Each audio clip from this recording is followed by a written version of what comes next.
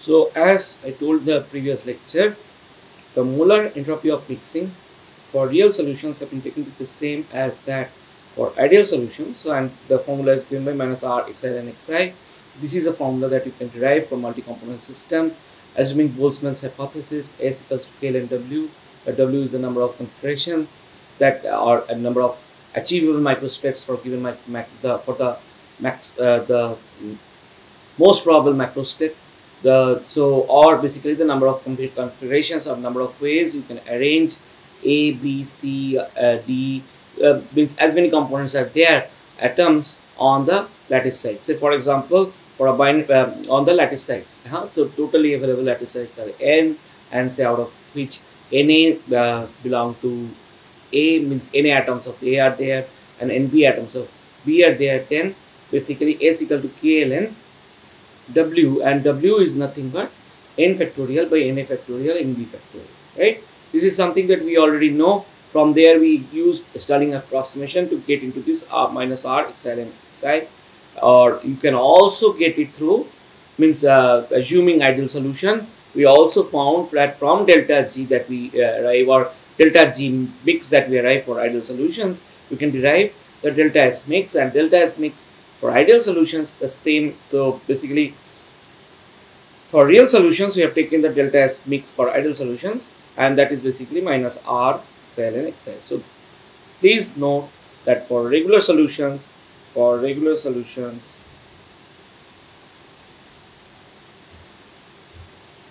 solution model that I will discuss, there will be no difference between delta Sm mix ideal and delta Sm mix ideal, which is and it will give you the same formula. Right now, as you know, the main difference in the real solution is that there are interactions, right? There are interactions. So delta Sm mix is not equal to 0, right? We have already discussed that. And remember again, for real solutions, the maximum delta S mix will be for R in 2, right? However, the main difference comes in the delta G mix, because delta G mix excess is not equal to 0. Now we are assuming a formula. So if you follow the notes, delta Hm mix ideal is 0. Delta Hm mix excess is this H RT xi where H is a parameter. So here H is a parameter.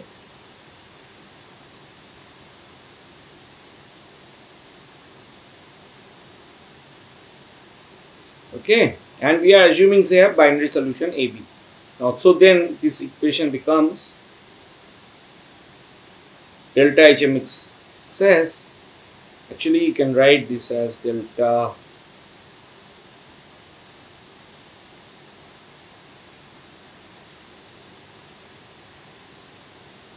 real equal to delta Hm mix excess, because delta Hm mix ideal is 0. This is HRT xi xb, where xi is the mole fraction of A and xb is the mole fraction of component P. Now delta Sm mix excess is 0 and delta Sm mix real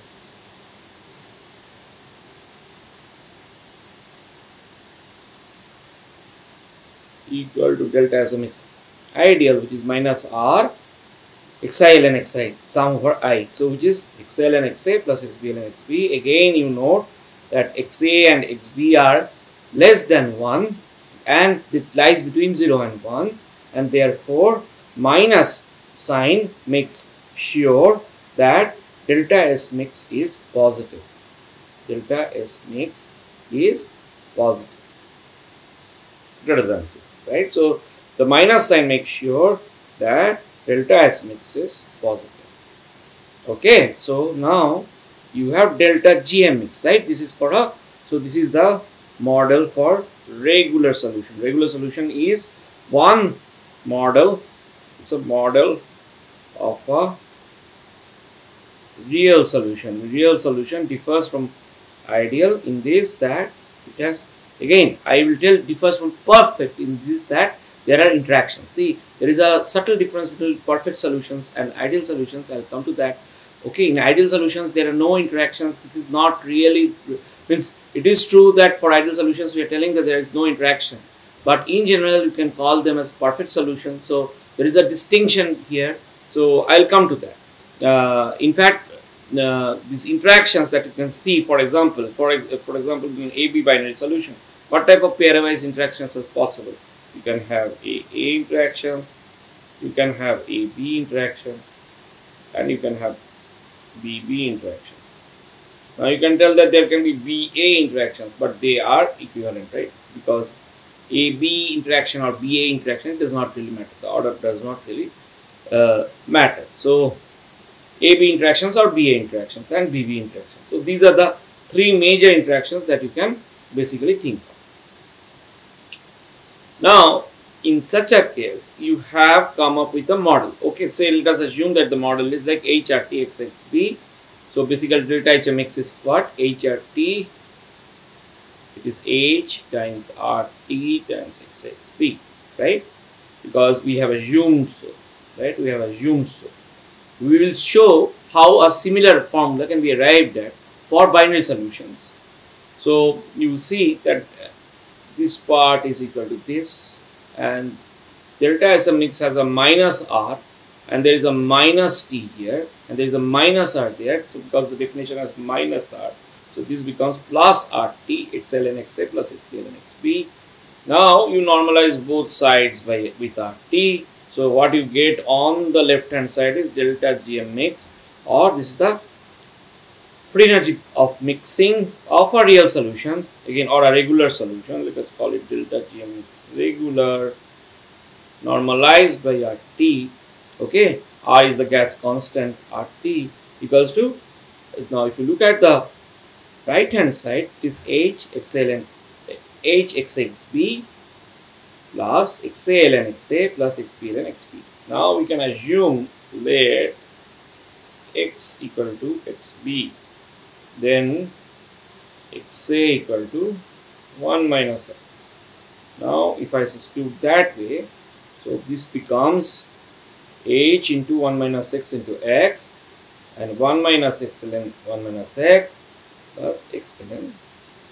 Now if you have this function for different values of this parameter H, you can plot it, right? For different values of this parameter H, you can plot it. In fact, I will share with you a small Python code that I have written, okay, for this purpose, for visualization of this function. So as you can see here, I am importing this libraries called NumPy and Matplotlib, and I take an X between 0.0001 and 0.999. Why not exactly 0 and 1? Because log 0 is undefined, right? Because 1 minus X, when X equal to 1, 1 minus X is 0, log 0 is undefined, or it becomes minus infinity.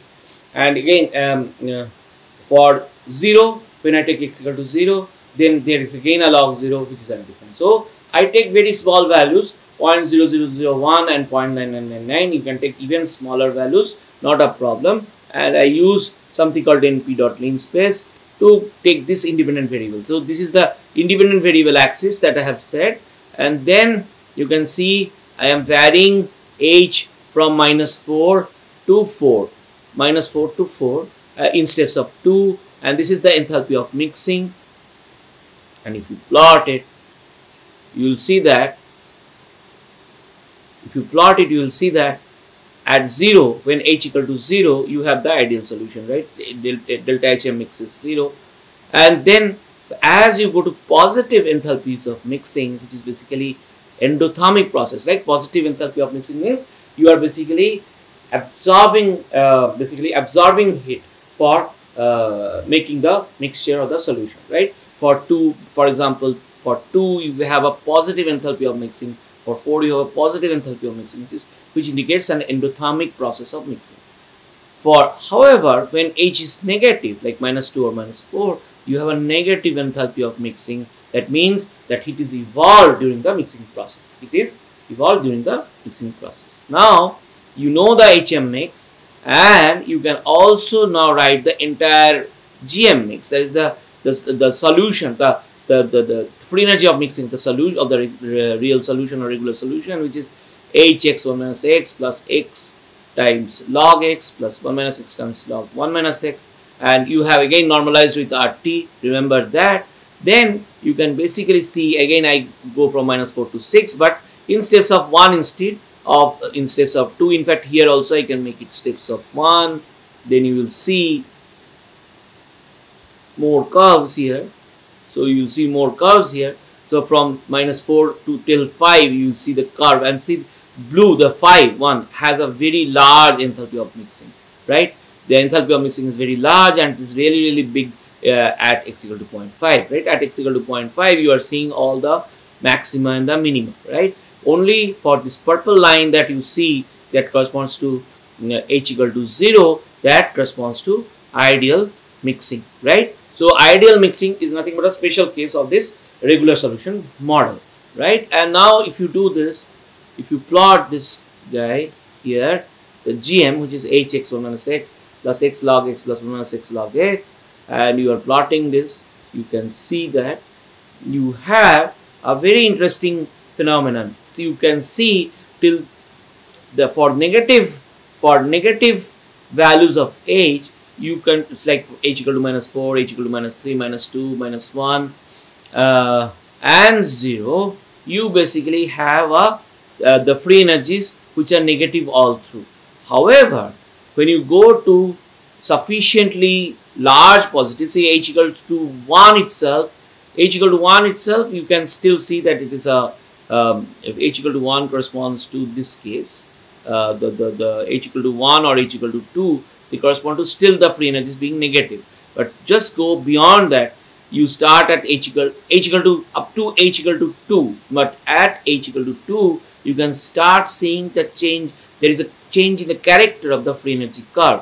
H equal to 3, you can definitely see there is a change in character. You are actually seeing 2 minima and 1 maxima instead of 1 minimum when h was negative. When h was negative, you saw 1 minimum. Even h was slightly positive, like up to 1, or up to 2. I can tell up to 2. Up to 2, you can still see that there is only 1 minimum in the GM curve, right? This free energy of mixing curve, there is only 1 minimum. However, as soon as you go to h equal to 3 or h equal to 4 or h equal to 5, you can clearly see 1 maximum and 2 minima. In fact, to demonstrate that, we have taken two special cases. One, say for example, if I take h equal to -4, if I take h equal to -4 and plot, then basically I see 1 minimum, right, at x equal to 0.5 for the solution, right? This is delta GM mix by RT, which has a minimum at x equal to 0.5. However, if I take now h equal to 4 case, then basically, as you can see, there is 1 minimum here and 1 minimum here, and there is 1 maximum here. So basically, you will see, means in this solution, there will be an unmixing that will happen, and then an unmixing will produce two phase separated mixture, where you have one side corresponding to 1 minimum and the other side's composition, the other phase. So you have a phase separation, and you have this clustering, and you have you will have two compositions corresponding to these two minima. Okay, so in the solution, so basically you will see a rich solution and a B rich solution. If you think of a binary alloy, there are binary solid solution, or binary liquid solution, or a binary gas mixture with H which is positive and H equal to 4, say, then you will basically see that at a given temperature and pressure for which these guys are drawn, you will see that there will be the solution will contain compositions of two minima. One is a rich side, A rich composition, another is a B rich composition. So this is the B rich composition, and this is the A rich composition, because X increases this way, X equal to XB, right? We have assumed X equal to XB. So coming back to the notes, you see that the plot exactly I have shown here. So delta, as I told you, that when delta Hm, so when H is greater than 0, say for example here H equal to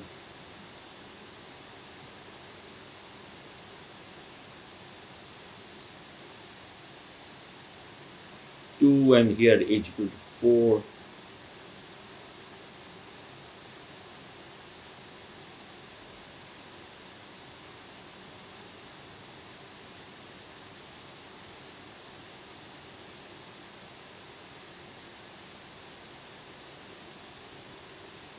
So in such cases, what you will see is for H equal to 4, for example, you see this curve, right? So you basically see this curve.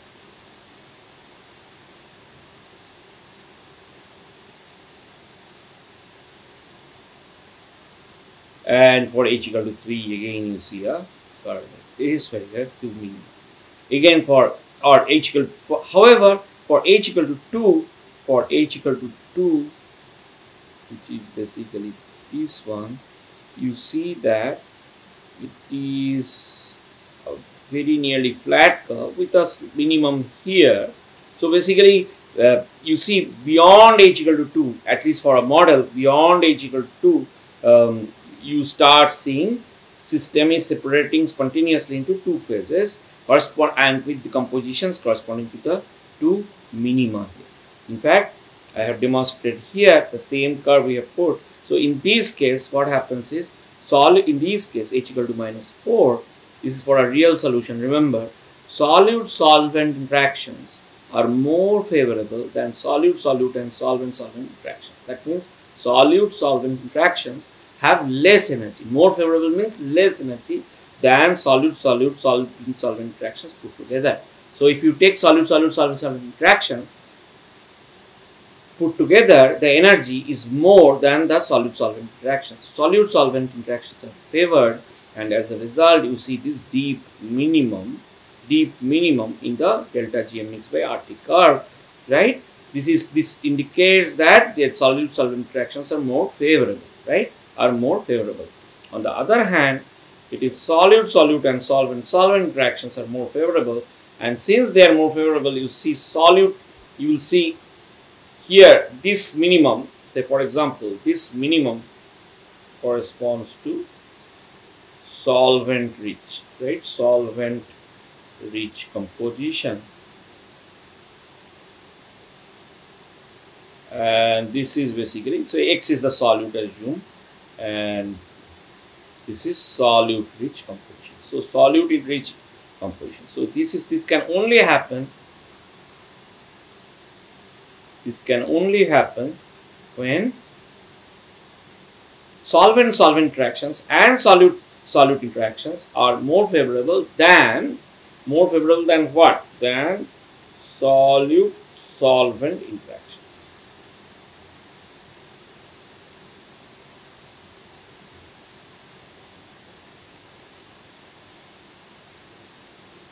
Okay, so now understanding real solutions, we come to colligative properties. Colligative means collective properties. Collective means it depends only on the number of solute particles present in the solvent.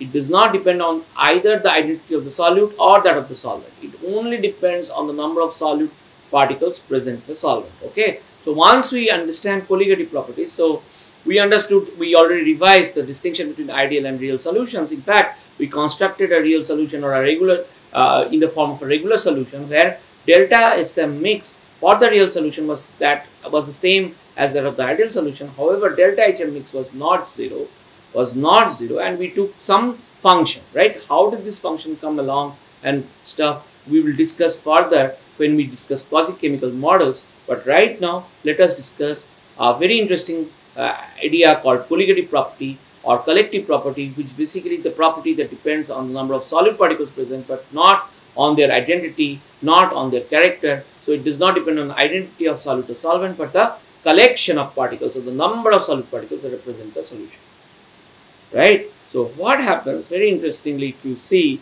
this is like pure water diagram. So if you look at this, this is pure water diagram, which shows three distinct regions. One is solid, one is liquid, and one is vapor. And if you look at this 1 bar pressure, that is the standard pressure, you see for pure water, this was your freezing point, or this was your melting point. This is 0 degree. So 1 bar pressure and the temperature reading is 0 degrees Celsius. You have for water the melting point or the freezing point. Below the freezing point you have solid, below the and above the freezing point you have liquid, right?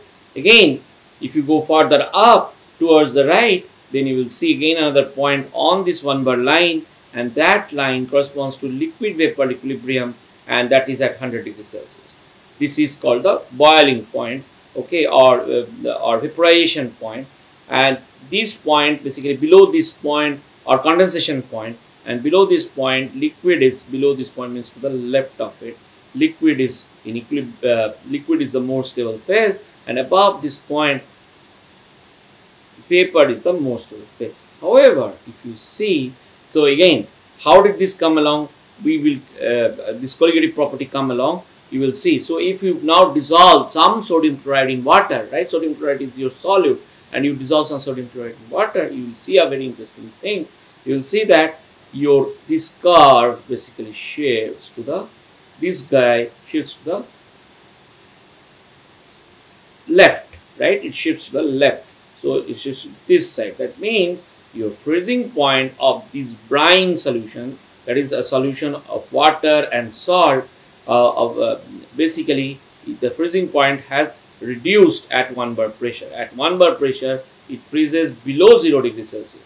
Now, if you look at the other part, that for the brine solution, the same brine solution, you will see that the boiling point, which was initially there, the boiling point that was there has now shifted to the right, and there is an increase in boiling point of the solution. The solution's boiling point is here. The solution's boiling point is now here instead of here. So not this point but this point. So the boiling point has elevated, right? Now how do you understand that? How do you understand that? You can understand that by again looking at the equilibrium between liquid, solid and liquid, or liquid and vapor. For example, if we think of elevation of boiling point, the first point that we talk about is this, the elevation of boiling point, that is the boiling point moving to the right at atmospheric pressure, 1 bar pressure, right? It is more than 100 degrees Celsius for a solution. Why is that so? So we will discuss that. So what we want to discuss is, so we will take A to be the solvent and B to be the solute, and the solvent plus solute makes a solution. So that is the solution. Now if you look at this, when solvent and so when the vapor, so basically if you have that, you have say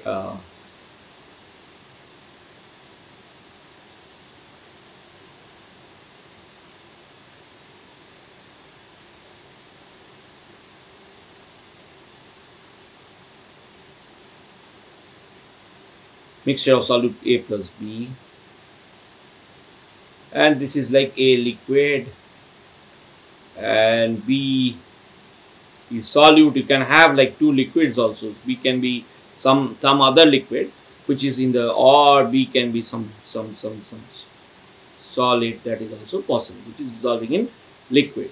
But if you have this solution, this A liquid is in equilibrium with its vapor, right, with its vapor. So A liquid is in equilibrium with its vapor, and as the vapor pressure goes towards the atmospheric pressure, as soon as the vapor pressure goes towards the atmospheric pressure, you will start seeing what? You will start seeing boil, correct? So now you consider this one where you have this type of configuration,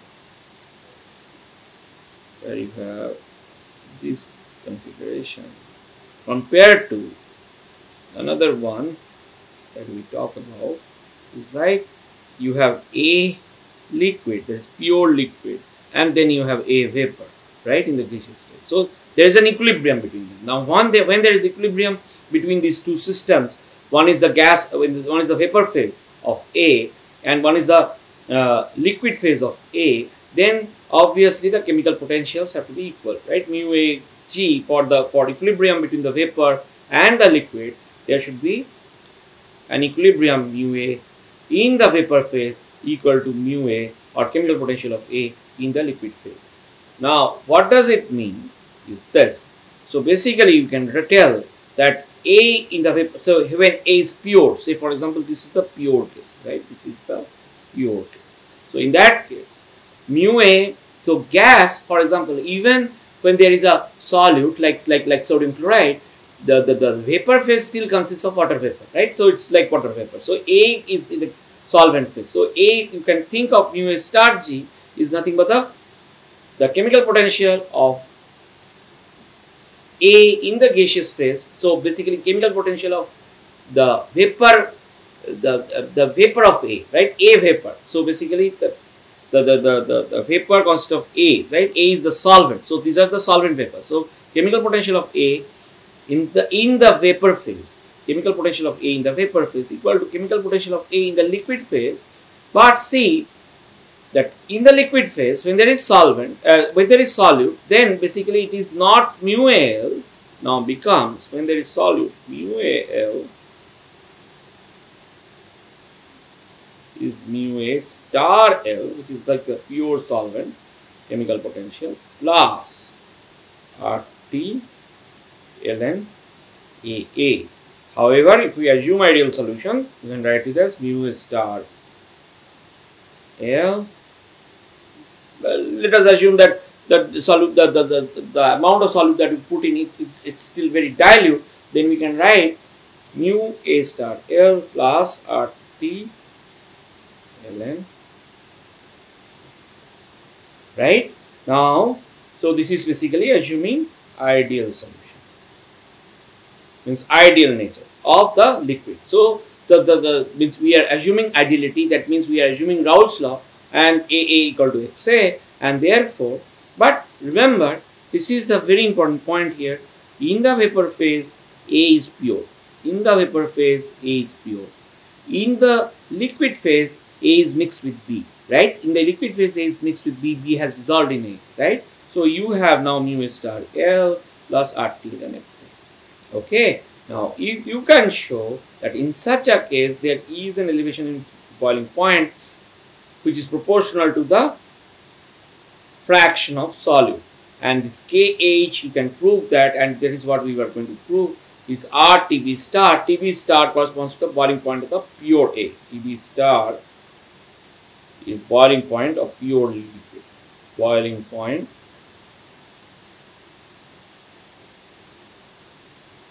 of pure A liquid.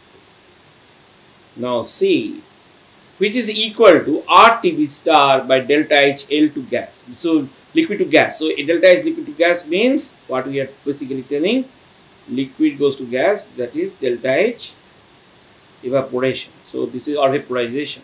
So you can write delta H vaporization process, right? Liquid goes to gas, or boiling process. Boiling means when the vapor pressure of A becomes equal to the atmospheric pressure, the ambient pressure, then basically the liquid starts boiling, right? That's the idea. Now, as you can see, as you have seen, you start with this equation, mu A star G equals to mu A star L plus RT ln XA. Then ln XA is nothing but mu A star G minus mu A star L by RT, right? You can call it RTB or RT, but that's like the transition temperature. Now, if you see, ln XA is mu A star G minus mu A star L by RT, right? This by RT, this is the RT. So you have, now what is mu A star G minus mu A star L? That is the delta G evaporation for the pure A liquid, right? That is the delta G evaporation for pure A liquid, right? So because it is liquid is here. So liquid is the initial state, gas is the final state. So that's what you please note the convention. So it is G minus L. G minus L means this is liquid to gas. This is liquid to gas transformation is what we are talking about, or liquid to vapor transformation. So delta G vaporization by RT, where delta G L to G by RT. Now you know Gibbs-Helmholtz equation. I don't want to prove it. You please again check the proof. I have done it in the previous week or maybe week 7. So you please look up Gibbs-Helmholtz equation. It is del G by T del T equals minus H by T square. By the way, if you take on, so del G by T del T, if you see the partial pressure, so this, the derivative of G by T with respect to temperature, with pressure fixed, remember pressure is fixed here, pressure is fixed, del G by T del T is minus of H by T square. Okay, this is easy to prove. You can prove it by yourself. If you are not sure, you refer to the lectures a few weeks back, and you will see that I have derived the Gibbs-Helmholtz equation. So I'll use this identity.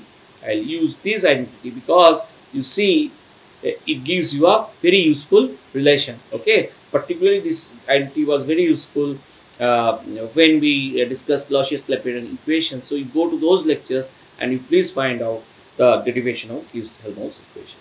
Now once you have this Gibbs-Helmholtz equation, you can now put it like this. So you have delta G by T. So you are telling del delta G by T, and this delta G is nothing but, so instead of G, you are substituting by delta G vaporization. So delta G vaporization by T, so partial derivative of delta G vaporization by T with respect to temperature. So basically delta G vaporization by temperature is, so the derivative of delta G vaporization by temperature with respect to temperature at fixed pressure, right? Pressure is 1 bar. Remember, the pressure we are considering as 1 bar at fixed pressure is minus delta H vaporization, which is minus delta H liquid to gas by T square.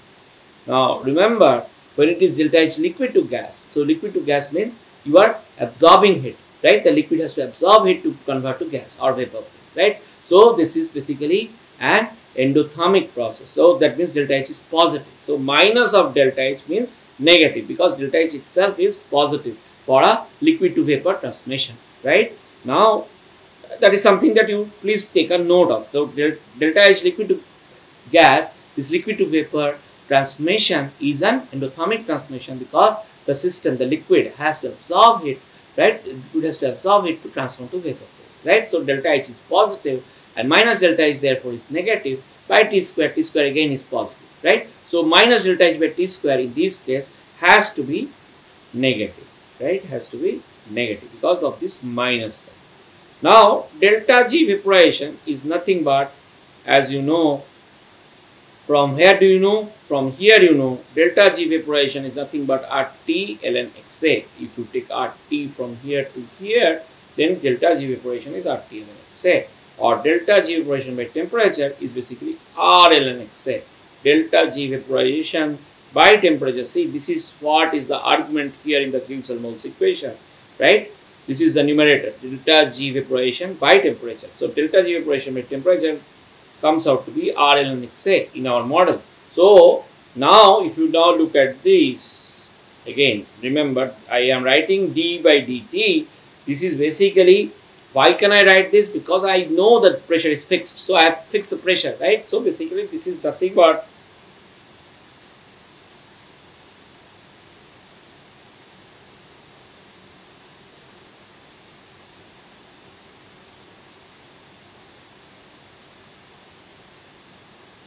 at constant pressure equals to this, equals to R d ln XA dt. Now d ln XA dt is nothing but, now if you see, that means d ln XA dt is 1 by bar d delta G vaporization by T by dt, which is minus delta H vaporization by RT square. So basically, now if you look at that, you can take this guy, here. Okay, so there is a dt here, and this is here d ln XA here. Now when XA equal to 1, XA equal to 1 means XB equal to 0. That means pure solvent, right?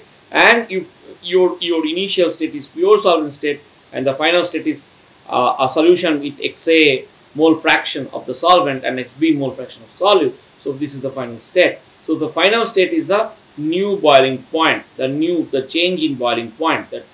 The new boiling point, this is the boiling point of the solution. TB is the boiling point of the solution. TB is the boiling point of the solution, and TB star is the boiling point of pure air, right? TB star is the boiling point of pure air. Now if you do that, then you see, remember XA equal to 1 means ln XA or ln 1 is 0. So basically now you have only ln XA, which is nothing but ln 1 minus XB, right? Because XA is 1 minus XB, XA plus XB equal to 1, equals to if you now see, if you want to absorb the minus sign, you have now t squared, but by t squared. So it is minus to the power minus 2 plus 1 by minus 2 plus 1. There is a minus sign outside. Minus and minus becomes plus. So you basically get 1 by tb minus 1 by tb star. You can check this integration. You have done this in even when you did the Clausius integration of Clausius-Clapeyron equation. We got into this equation. So delta H for the evaporation condensation systems, or when we considered evaporation condensation type phase transition, we came up with a very similar derivation. Now, if you look at that, then this is, but only thing you do not have an xb there. Now, xb is the mole fraction of solute. Now, if you look at that, if solute is very small, so when that is xb equal is less than 1, that is dilute solution, then ln 1 minus xb is nothing but, so you can take, so if xb is very small, so if you know ln 1 minus x equal to minus x square by 2 factorial minus dot. But if you can see here that x is very small, so x square will be small, even smaller, so you can neglect all of these terms, and you can only take the linear term, and that is what I have taken. So ln 1 minus xb has become minus xb, right in that. So minus xb equals to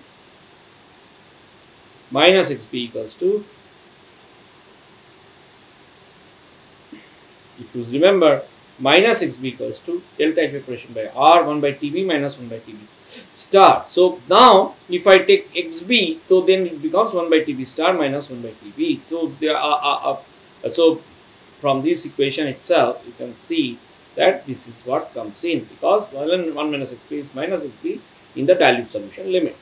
Now you get xb equals to delta H evaporation by R tb minus tb star by tb into tb star. Now if you see that tb star and tb are very close, if you think of that, then tb star can be written as tb star square, and delta t is the change in boiling point, which is tb minus tb star. And as you can see here, delta t by, so you can write this as delta t by kh equals to xb, and that means, so what does that mean? This is delta H evaporation by R into tb star square, and tb star is the boiling point of the pure solvent. Then basically kh, that is this constant that we wrote right in the initials initially. So the constant. So basically what you are getting is nothing but delta t equals to kh times times xp, right, the amount of solute, and kh, as you can see, is rtb square, rtb star square. Okay, rtb star, kh is rtb star square, remember that, and tb star square by rtb star square by delta H liquid to gas or vaporization, right? So delta H evaporation is positive, and this is rtb star square is also positive. Remember that tb star is the boiling point of your solvent.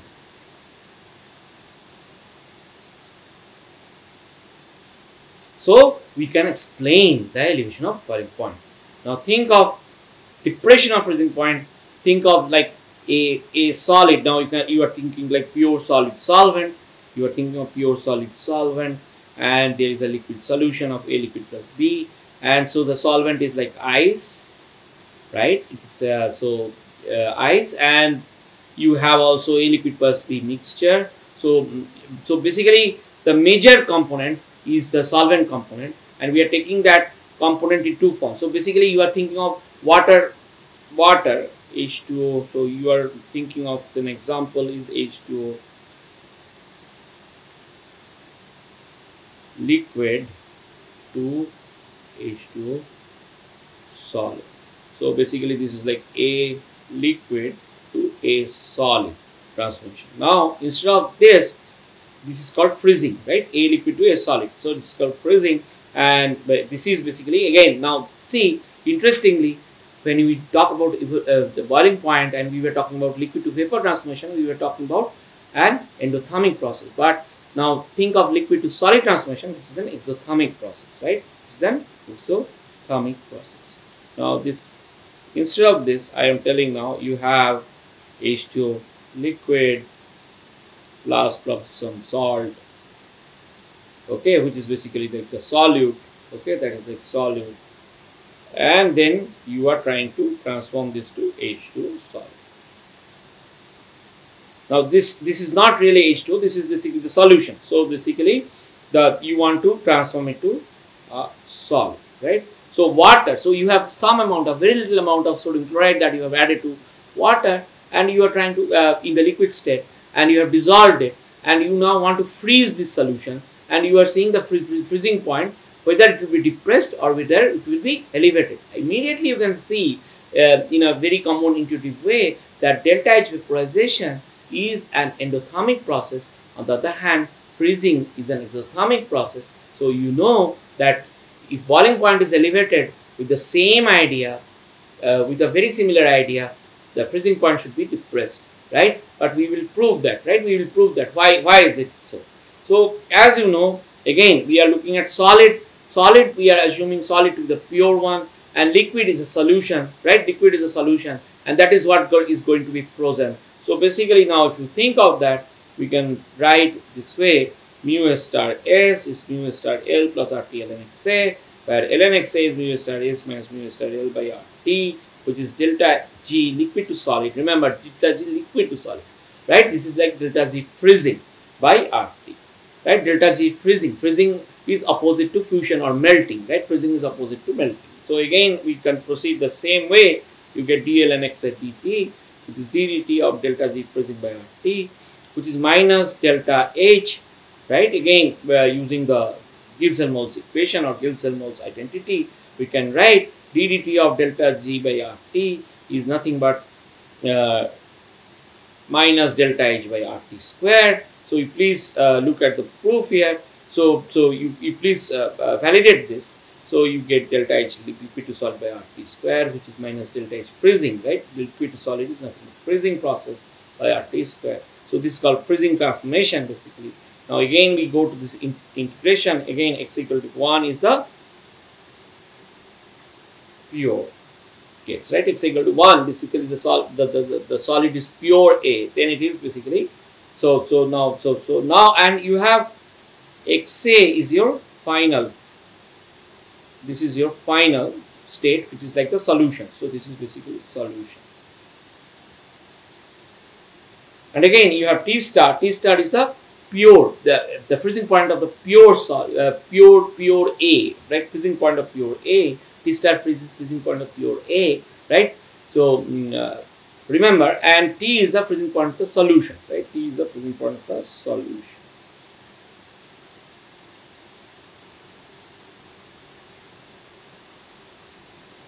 Okay, so you basically now if you continue this equation,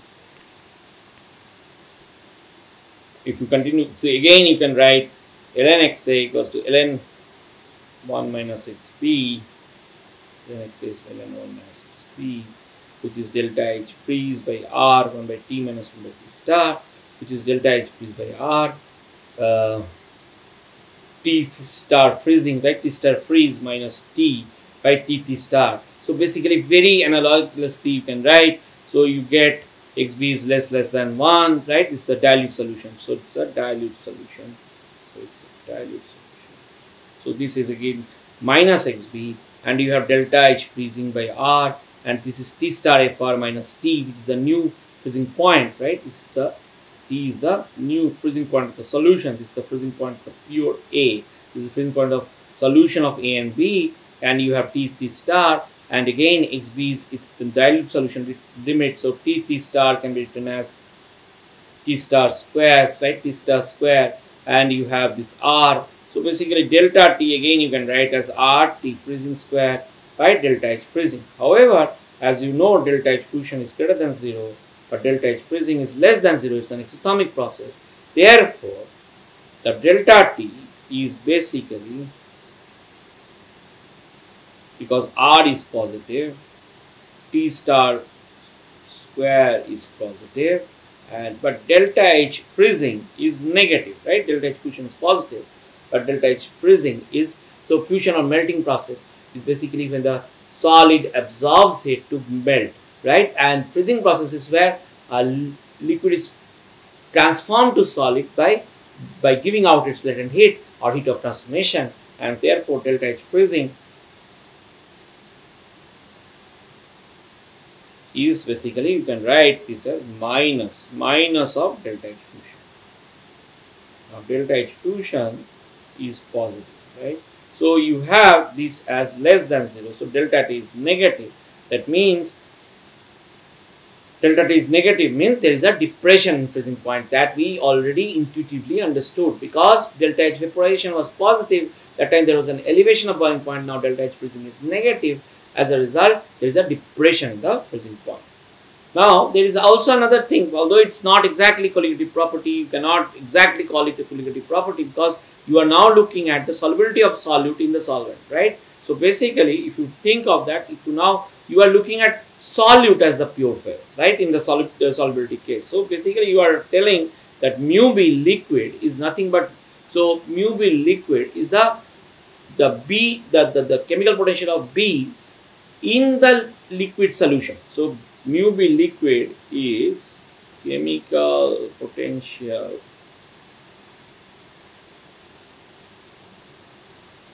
of B in the liquid solution. Okay, chemical potential. So now you have that. So now mu B star solid is basically the chemical potential of B in the solid state and in the pure state. So in the solid state, in the pure state, right? B is, that's why you are writing mu B star, right? You are basically thinking of, when you are thinking of solubility, you are thinking of B, which is the solid state, is transformed to B in the liquid state, right? It is dissolving, right? It is transformed to the liquid state, right? At T equal to some T fusion for B, right? So basically mu B star liquid plus RT-ln-XB, you can think of that.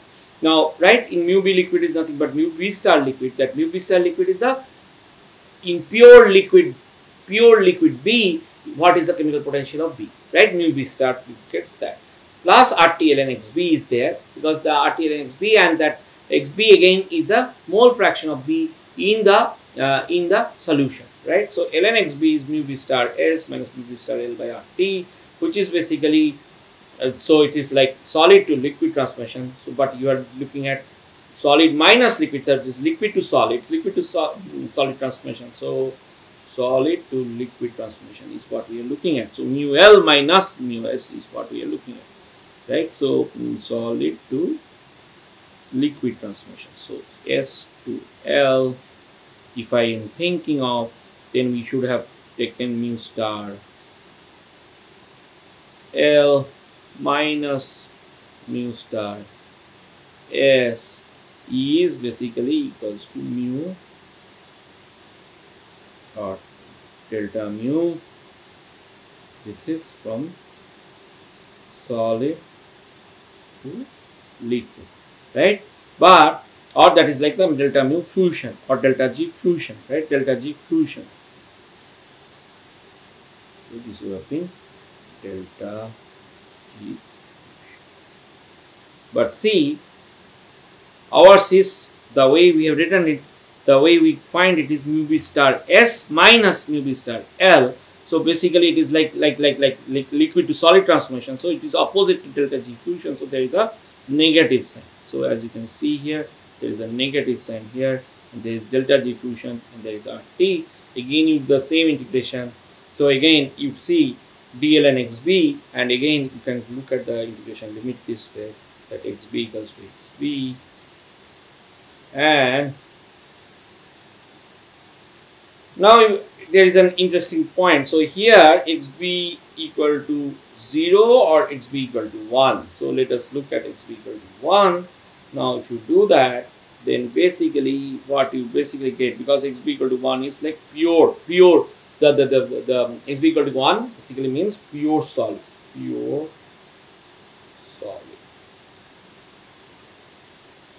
and here it is xb equals to xb. Now you do this integration limit. Again, Tf is that of pure B, right? Tf is the fusion temperature of pure B, right? Or and you have like 1 minus 1 by R, Tf to T delta H fusion by T squared. Now again you have ln xb equals delta H fusion by R, 1 by T fusion minus 1 by T, or T fusion is the melting point of, or T fusion is the melting point of B.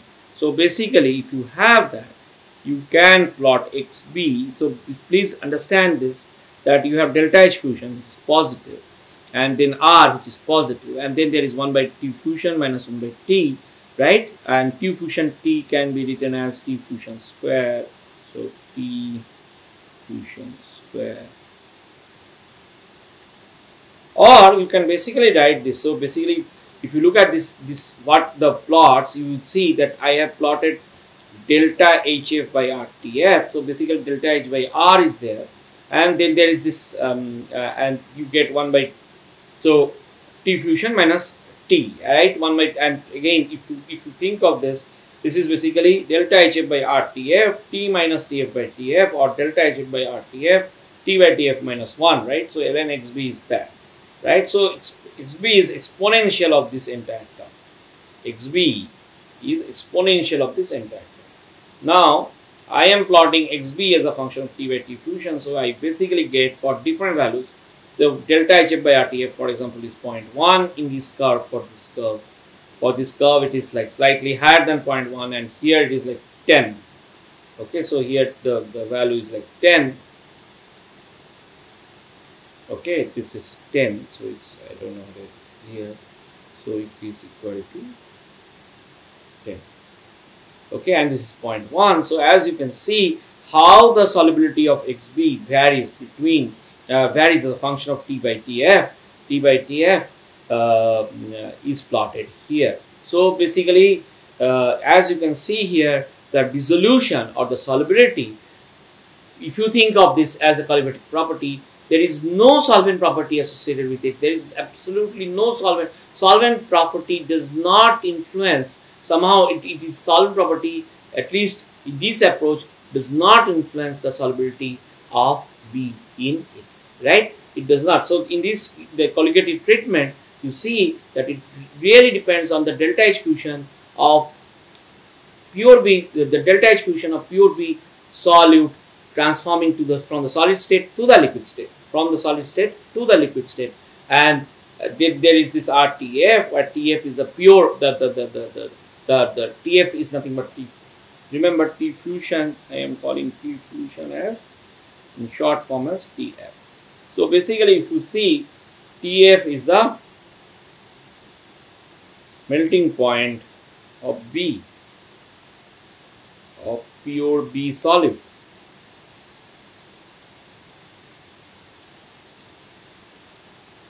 Right, and T is the melting point in the solution, right? And if you look at that,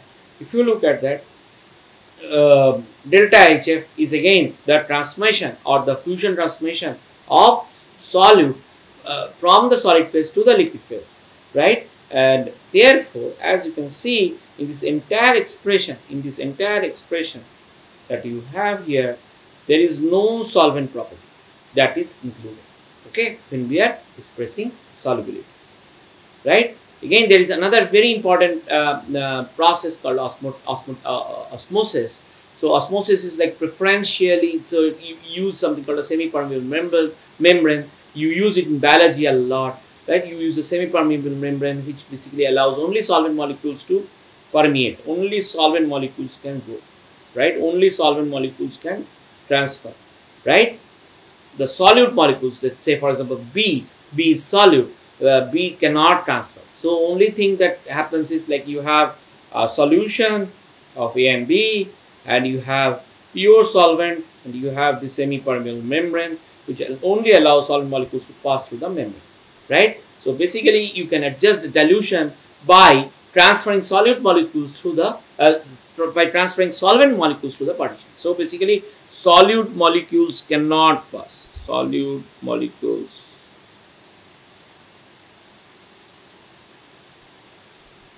cannot pass through the membrane.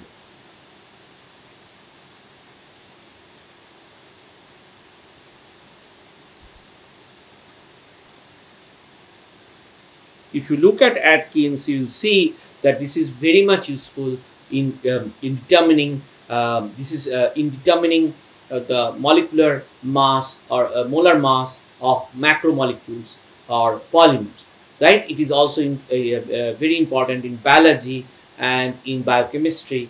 So basically there is a lot of application there. So I'll quickly briefly tell you. So here we are talking about some pressure called osmotic pressure, when there is a semi-permeable membrane between the pure solvent and solution, and only solid molecules are allowed to pass through. Okay, so as you can see here, you have two chambers.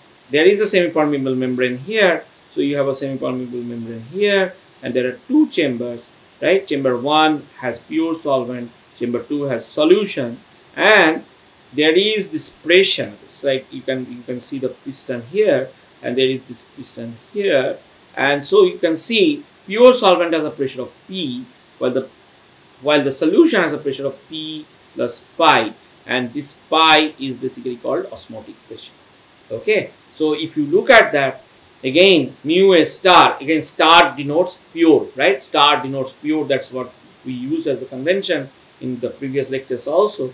So mu A star, then P equals to mu A xa P plus pi, right? Mu A is a function of solvent concentration or solute concentration, and the pressure that we have is additionally there is a pi pressure, which is called the osmotic pressure.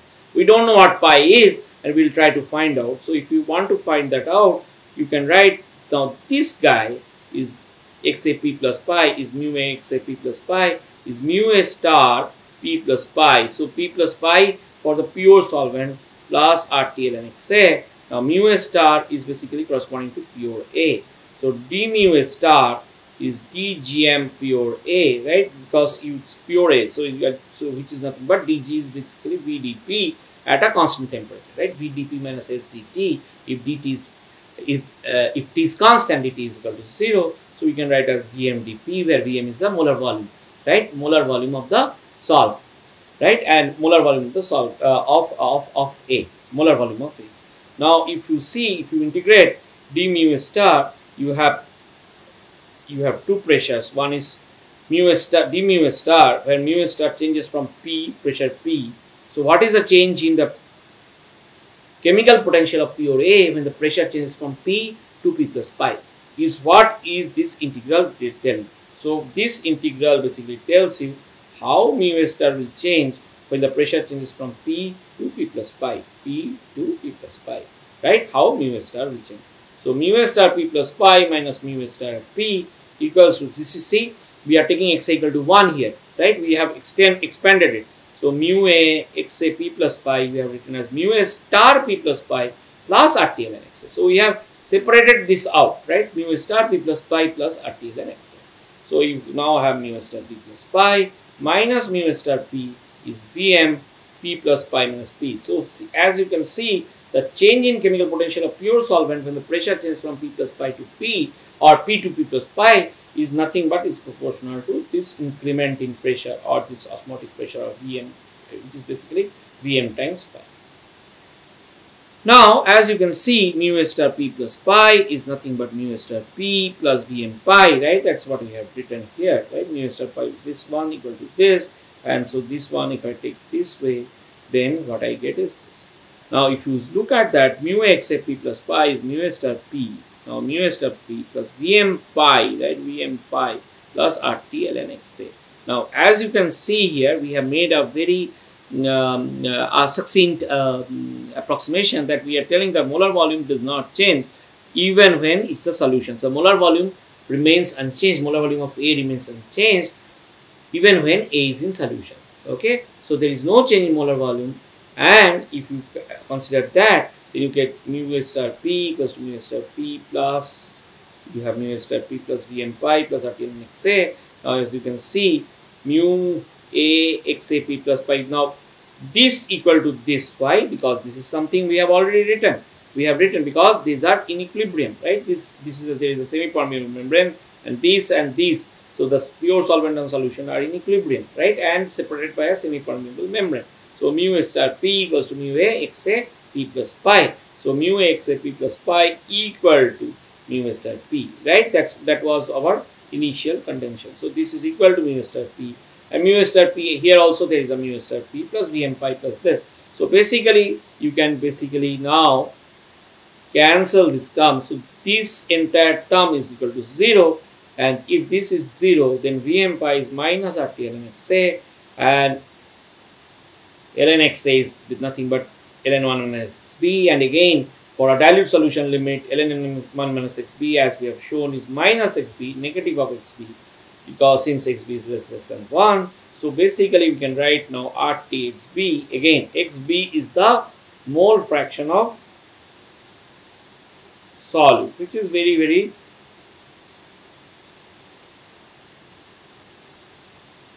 in this equation it is less than 1, right? It is less than 1, equal to Vm pi. So pi basically RT by Vm. Vm is the molar volume of the solvent times xb. So if you see RT by Vm times xb, now xb by Vm is nothing but xb by Vm. Xb is mole fraction, Vm is molar volume, that is volume per mole. So if you think of this, so xb by Vm is nothing but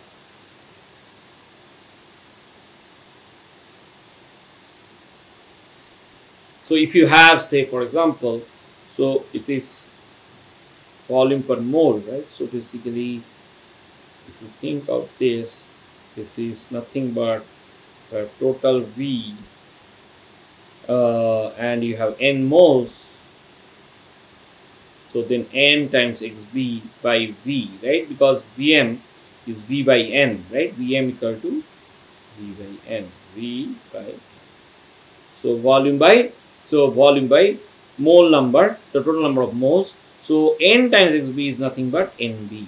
So this is nothing but number of moles of B divided by the total volume, right? Total volume. So basically this is nothing but the concentration of B in moles per volume, right? This is the concentration of the solute in moles per volume, right? Concentration of the solute. This indicates this is nothing but concentration of solute in moles per volume, and you have RT. So basically what you get is the osmotic pressure equals to, is proportional to the concentration of solute in moles per volume, and this is called Van 't Hoff equation. So basically pi equals to PRT is called a Van 't Hoff equation. Now if you, as I told you, it is used to measure molar mass of macromolecules that is dissolved in the solvent. So you can see how it is done. So you have this semi-permeable membrane here, and then this is a solution of macromolecule with the solvent, and this is a pure solvent, and you have immersed this funnel, and basically as you immerse this funnel there is an osmotic pressure that develops here, right? There is an osmotic pressure, and that osmotic pressure is equal to the height, basically the pressure due to this height. So basically pi is going to be the height that up to which the solution rises due to the osmotic pressure. So basically you are dissolving the solution inside the solvent, and there is this semi-permeable membrane, a pressure develops, and as a result the solution will rise to some height, right? And this height difference, the height difference that you have from this surface to here, so this height to which it has risen is like rho gh, right? Because this is the height to which the solution has risen, and rho is basically the density, right? Rho is density, g is acceleration due to gravity, and height is the height due to osmotic pressure, right? Due to osmotic pressure, the height to which the solution has risen, the solution column rises, right? And solvent is nothing but and this pure solvent, and P, let us call this P, the within square box P, let it denote the concentration of polymer in moles per volume. So concentration of polymer in moles per volume. So C is the number of moles, and M is the mass per moles, right? So basically concentration. So if you see, this is basically moles per volume is nothing but mass by volume. C is basically mass by volume, and this is and this is mass by mole. So basically this is going to be mass, and mass cancels. Yeah, it is moles per volume. So you can write it as C by M, and we know pi equals to rho gh, which is equals to, pi is nothing but concentration of P times RT, which is nothing but C by M RT. Now if I know C, if I know RT, if I know pi, because I know rho GH. So I know rho GH, I know C, I know RT. So therefore I can get the M for the, so that's the molar mass. So I can get the molar mass of the macromolecule from this equation, right? Because C by M, so what we are writing is C by M RT equals to rho GH. I can measure everything, right? I can measure H, I know G, I know rho, that's the density. So M equals to C R T by rho GH, right? M equals to CRT by rho GH, where C is basically mass per volume, right? C is basically the mass of the solute per unit volume, right? Mass of the solute per unit volume. That's the, and rho is the density of the solution. Rho is the density of the solution.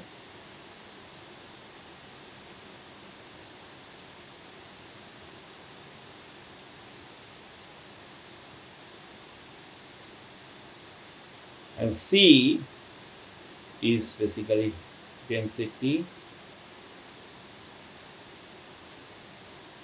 of the macromolecule.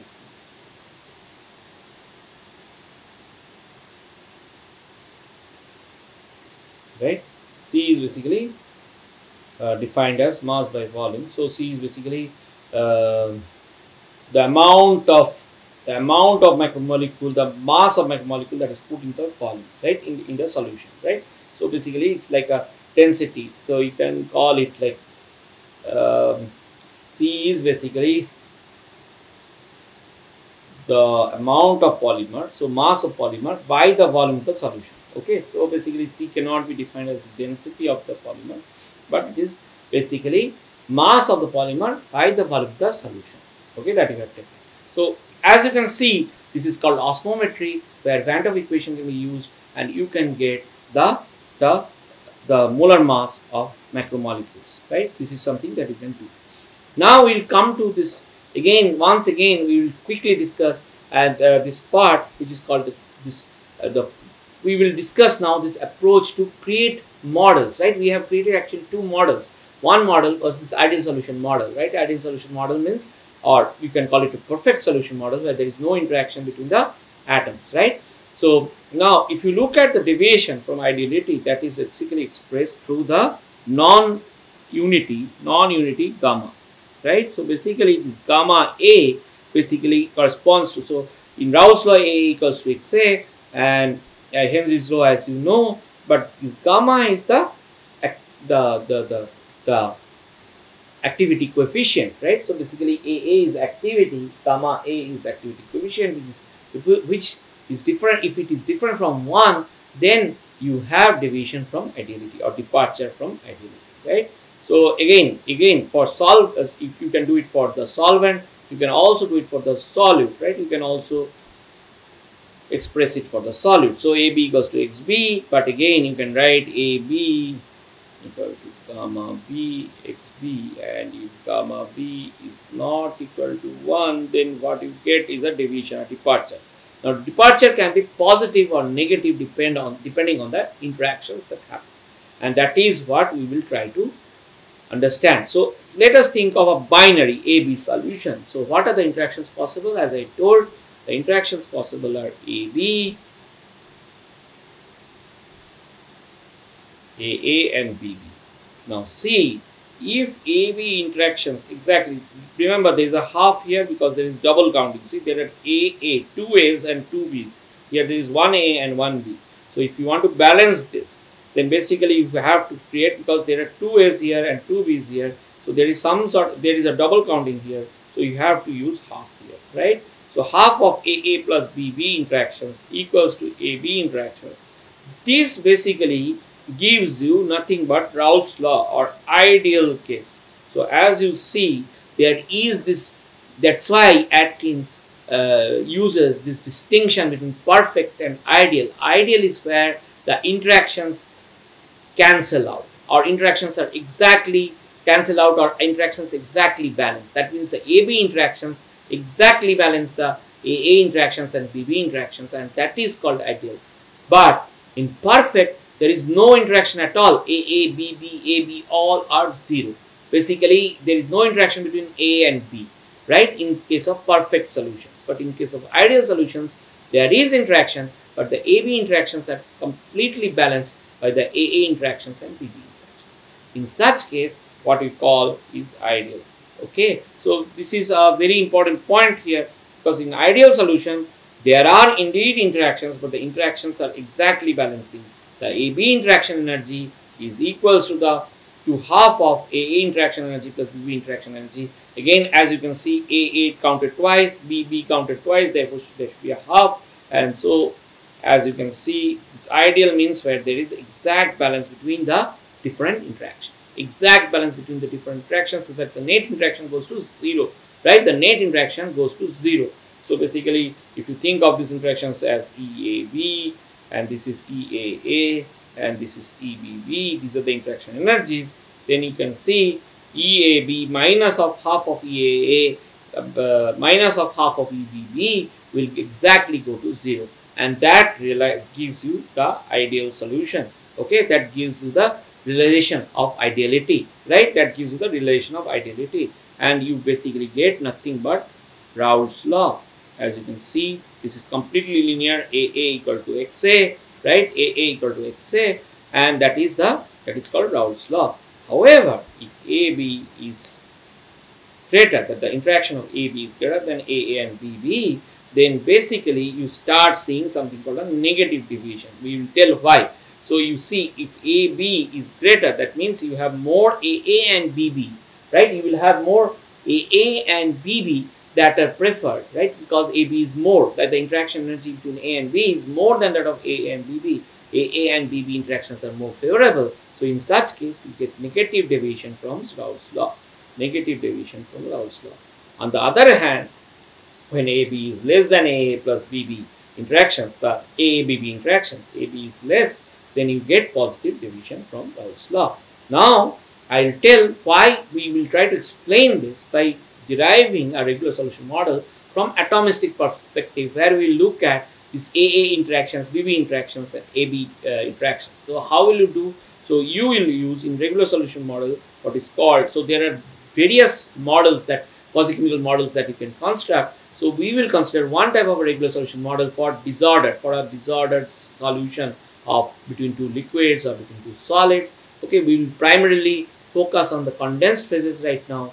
Okay, we will come to know why very soon. So basically, you will use quasi-chemical theory of solutions. What is the quasi-chemical theory? Solution. So we will tell solution is a large molecule. Large molecules means a molecule which has a collection of atoms, A atoms, B atoms, and we are talking about a initially we'll start with a binary solution, but you will see that regular solution model can be extended to ternary, quaternary, and so on. So it is a multi-component regular solution model. You can go generalize it to multi-component. There is no problem at all. But remember, so in quasi-chemical theory, the approximation that we use is that the solution is like a large molecule, and the molecule consists of atoms that are arranged in a lattice, or atoms that are arranged in space, and these atoms are like, and where each, in this large molecule, each pair of adjacent atoms are assumed to be connected by a chemical bond. Each pair of adjacent atoms are connected by a chemical bond. So basically you have like A, B,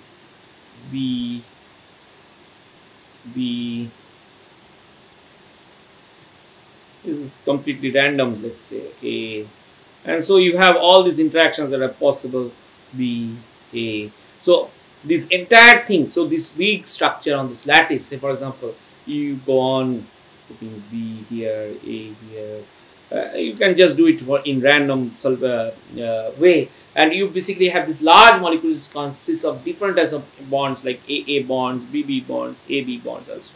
So only there are 3 types of bonds possible, right? There are 3 nearest neighbor pairs that are possible. In a binary solution, there are only 3 nearest neighbor pairs that are possible. There are only 3 nearest neighbor pairs possible when you have a binary solution, right? So A and B are 2 kinds of atoms. AA, BB, and AB bonds are only possible, right? There are only 3 nearest neighbor pairs that are possible.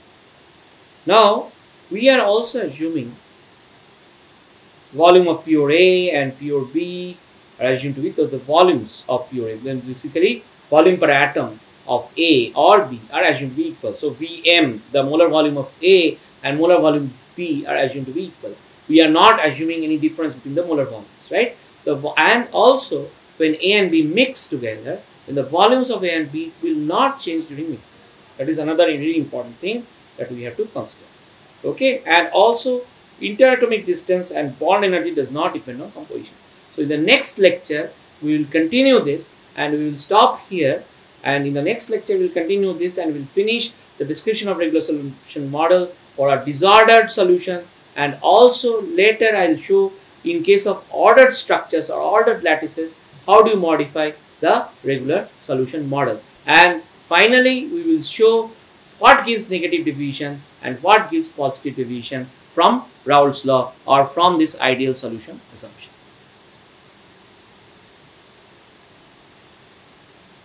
Right? So from this ideal solution assumption, the important thing that I want to say here is that how does this differ? This is something that we will deal with in the next lecture, right? So basically how what type of interactions or what interaction balance, why does EAB greater than half of EAA plus EBB gives you a negative departure from Raoult's law, or why does EAB less than EAA plus EBB, half comes because of this double counting of AA and BB bonds. So basically if you look at that, we want to see how this negative or positive deviations from Raoult's law ideality comes, but we have defined what is ideality, and we are going to write this regular solution model assuming these interactions. Again, these interactions are assumed to be pairwise. They are assumed to be nearest pairwise interactions, and as you can see, we have this quasi-chemical theory that we have taken into account, where the solution is like a big molecule. This big molecule contains a large number of AA, BB and AB bonds, okay, in a binary system. Again, in a ternary system, it can be AB, BC, AC, as well as AA, BB and CC. Okay, so if you have A, B, C, three components in a ternary solution. So you can basically, as you can see, you can extend it from binary to ternary to quaternary and so on. Okay, so we will again discuss this further in the next lecture.